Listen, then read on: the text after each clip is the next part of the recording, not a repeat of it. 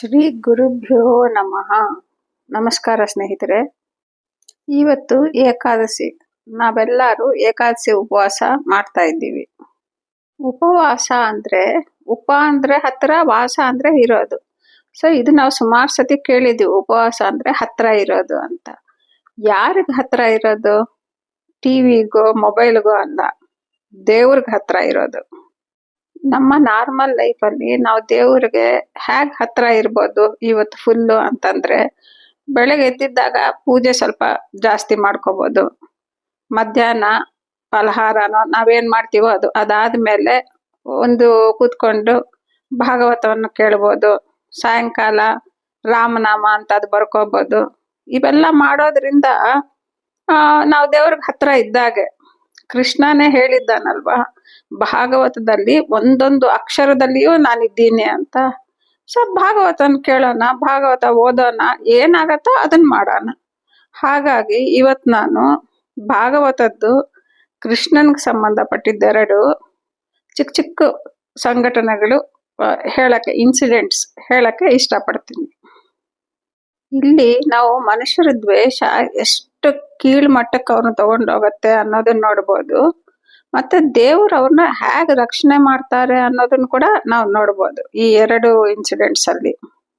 ಕುರುಕ್ಷೇತ್ರ ಯುದ್ಧ ಎಲ್ಲ ಹೆಚ್ಚು ಕಡಿಮೆ ಆಗೋಗತ್ತೆ. 99 ಜನ ಕೌರವರು ಸತ್ತೋಗ್ಬಿಡ್ತಾರೆ. ಇನ್ನು ದುರ್ಯೋಧನ ಒಬ್ಬನ್ ಮಿಕ್ಕಿರ್ತಾನೆ. ಆ ದುರ್ಯೋಧನನ್ ಕೂಡ ಭೀಮಸೇನ ದೇವರು ಹೊಡೆದು ತನ್ನ ಗದೆಯಿಂದ ಗಾಯ ಮಾಡಿ ಅಲ್ಲಿ ಬಿಸಾಕ್ಬಿಟ್ಟಿರ್ತಾರೆ. ದುರ್ಯೋಧನ ಕೊನೆ ಉಸಿರಲ್ಲಿ ಇರ್ತಾನೆ. ಆವಾಗ ಅಶ್ವತ್ಥಾಮ ಬರ್ತಾನೆ ದುರ್ಯೋಧನ ಹತ್ರ. ಬಂದು, ದುರ್ಯೋಧನ, ನಿನ್ನನ್ನಂತೂ ಇವಾಗ ಗೆಲ್ಸಕ್ಕೂ ಆಗಲ್ಲ, ನಿನ್ನ ಬದುಕ್ಸಕ್ಕೂ ಆಗಲ್ಲ. ನಿಂದು ಕೊನೆ ಆಸೆ ಏನಾದ್ರೂ ಇದ್ರೆ ಹೇಳು, ನಂಗಾದ್ರೆ ಮಾಡ್ತೀನಿ ಅಂತ ಹೇಳ್ತಾನೆ. ದುರ್ಯೋಧನ ಆವಾಗಾದ್ರೂ ಸುಧಾರಿಸ್ಕೋಬೋದಾಗಿತ್ತು, ಸರಿ ಆಗ್ಬೋದಾಗಿತ್ತು. ಬಟ್ ದುರ್ಯೋಧನ ಅಂತ ಕ್ಯಾರೆಕ್ಟರ್ ಅಲ್ವೇ ಅಲ್ಲ. ಕೆಟ್ಟದ್ ಮಾಡಕ್ಕೆ ಹುಟ್ಟಿದ್ದವನು. ಅಶ್ವತ್ಥಾಮನ್ ಏನ್ ಕೇಳ್ತಾನೆ ಅಂದ್ರೆ, ನೋಡು, ನೀನ್ ಹೋಗಿ 5 ಜನ ಪಾಂಡವ್ರನ್ನ ರಾತ್ರಿ ಮಲ್ಕೊಂಡಿದ್ದಾಗ ಸಾಯಿಸ್ಬಿಟ್ಟು ಬಾ ಅಂತ ಹೇಳ್ತಾನೆ. ನೋಡಿ, ಅಶ್ವತ್ಥಾಮ ಗುರುಪುತ್ರ, ಬ್ರಾಹ್ಮಣ ಅಂತ ಅವನು ದುರ್ಯೋಧನ ಹೇಳಿದ ಮಾತು ಕೇಳಿ ಆ ಯುದ್ಧದಲ್ಲಿ ಶಿಬಿರದಲ್ಲಿ ಮಲ್ಕೊಂಡಿರೋ 5 ಜನನ್ನ ಸಾಯಿಸ್ಬಿಟ್ಟು ಬಂದ್ಬಿಡ್ತಾನೆ. ಮಾರನೇ ದಿನ ನೋಡಿದ್ರೆ 5 ಜನ ಪಾಂಡವರು ಬದುಕೇ ಇರ್ತಾರೆ. ಈ ಅಶ್ವತ್ಥಾಮಂಗ್ ತುಂಬಾ ಆಶ್ಚರ್ಯ ಆಗತ್ತೆ. ನಾನ್ ನಿನ್ನೆ ತಾನೇ ಹೋಗಿ ಅವರೆಲ್ಲ ಹೊದ್ಕೊಂಡು ಮಲ್ಕೊಂಡಿದ್ರು, ನಾನು ಎಲ್ಲಾರನ್ನ ಸಾಯಿಸ್ಬಿಟ್ಟು ಬಂದಲ್ಲ, ಅದು ಹೇಗೆ ಇವ್ರು ಮತ್ತೆ ಎದ್ದು ಬಿಟ್ರಲ್ಲ ಅಂತ ಅನ್ಕೊಂತಾನೆ.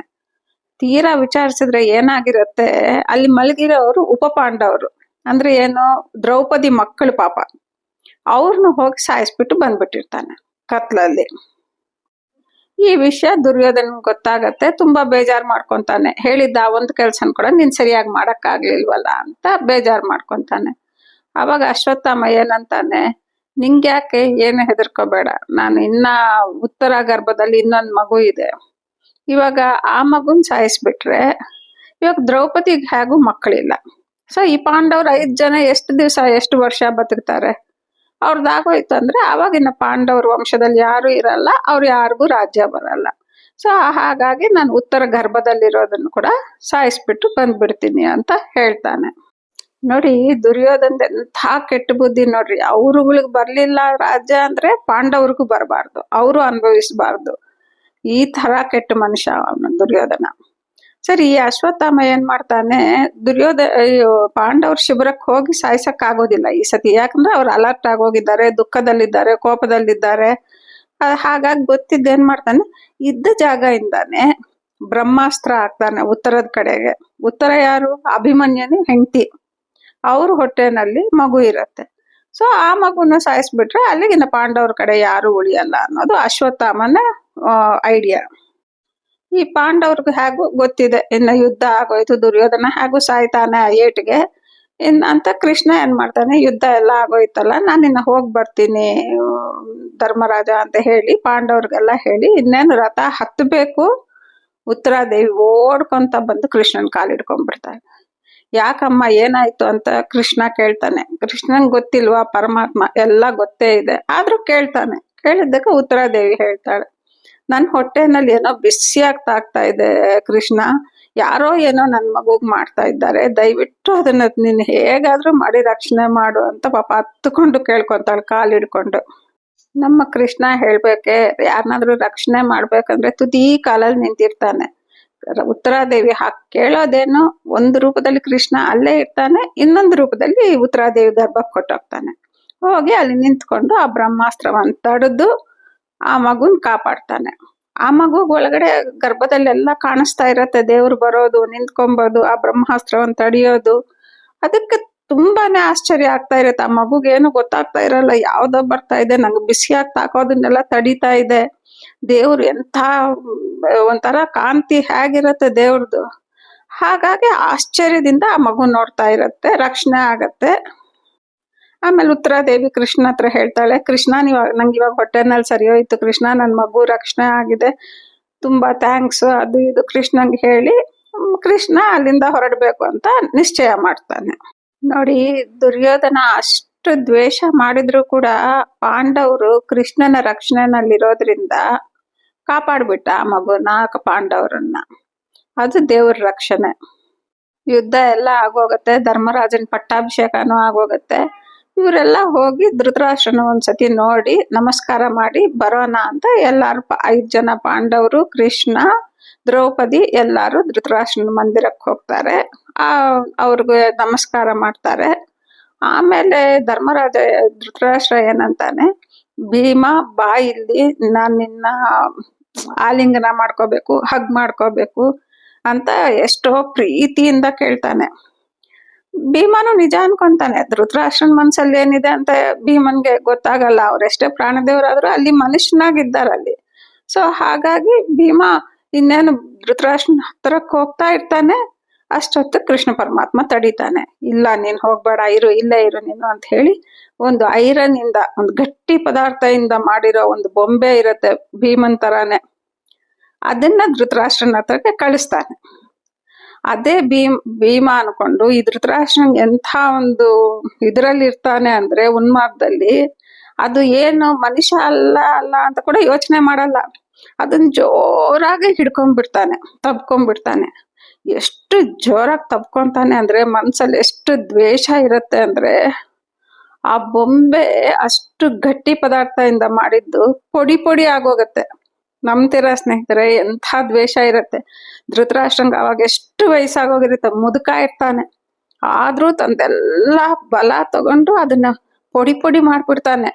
ಆದ್ಮೇಲೆ ಅಯ್ಯೋ ಭೀಮಾ ಸತ್ತೋದ್ಯಾ, ಅಯ್ಯೋ ನಂಗೆ ಇರ್ಲಿಲ್ಲ, ಈ ತರ ಮಾಡ್ಬೇಕಂತ ಇರ್ಲಿಲ್ಲ, ಅದು ಇರ್ಲಿಲ್ಲ, ಏನೇನೋ ಹೇಳ್ತಾನೆ. ಅಷ್ಟೊತ್ತಿಗೆ ಅದು ಪುಡಿ ಆಗೋಗಿರುತ್ತೆ.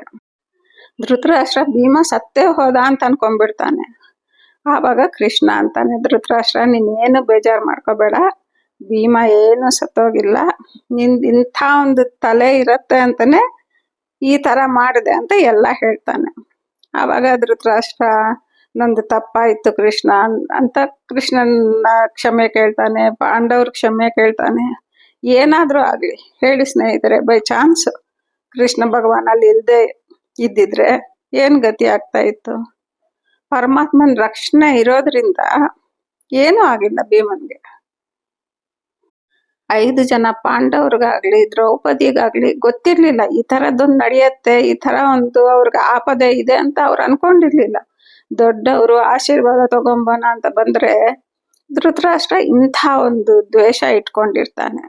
ಬಟ್ ಪರವಾಗಿಲ್ಲ, ಅವ್ರ ಪಾಂಡವರು ದ್ರೌಪದಿ ಎಲ್ಲ ಕೃಷ್ಣ ಪರಮಾತ್ಮನ ರಕ್ಷಣೆನಲ್ಲಿರೋದ್ರಿಂದ ಕೃಷ್ಣಂಗ್ ಗೊತ್ತು ತನ್ನ ಭಕ್ತರನ್ನ ತಾನು ಹೇಗೆ ರಕ್ಷಣೆ ಮಾಡ್ಕೋಬೇಕು ಅಂತ.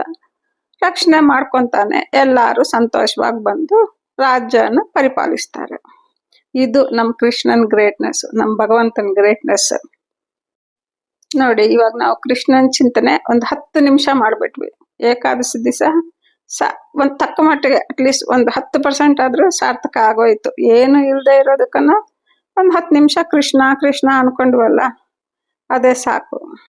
ದೇವ್ರು ನಮ್ಮಿಂದ ಇದೇ ಎಕ್ಸ್ಪೆಕ್ಟ್ ಮಾಡೋದು. 15 ದಿವಸಕ್ಕೆ 1 ದಿವಸ ಆದ್ರೂ ನನ್ನ ಬಗ್ಗೆ ಚಿಂತನೆ ಮಾಡಿ, ನನ್ನನ್ನ ಜ್ಞಾಪಿಸ್ಕೊಳ್ಳಿ, ನನ್ನ ಬಗ್ಗೆ ಮಾತಾಡಿ, ನನ್ನ ಬಗ್ಗೆ ಹೇಳಿ ಕೇಳಿ ಅಂತ. ಬನ್ನಿ ನಾವು ಮಾಡೋಣ ಅದನ್ನೇ. ಇವಾಗ ಇನ್ನ ಮುಂದಕ್ಕೆ ನೀವು ದೇವ್ರದ್ದು ಪ್ರವಚನಗಳು ಬೇರೆ ಬೇರೆ ಪ್ರವಚನಗಳು ಕೇಳಿ, ಹಾಡುಗಳನ್ನ ಕೇಳಿ, ನೀವೇ ಓದ್ಕೊಳ್ಳಿ, ರಾಮನಾಮ ಬರೀರಿ, ಏಕಾದಶಿನ ಸಾರ್ಥಕ ಮಾಡ್ಕೊಂಬೋಣ. ಧನ್ಯವಾದಗಳು ಸ್ನೇಹಿತರೆ. ಈ ವಿಡಿಯೋ ಇಷ್ಟ ಆಗಿದ್ದಲ್ಲಿ ದಯವಿಟ್ಟು ಲೈಕ್ ಮಾಡಿ, ಸಬ್ಸ್ಕ್ರೈಬ್ ಮಾಡಿ. ಧನ್ಯವಾದಗಳು.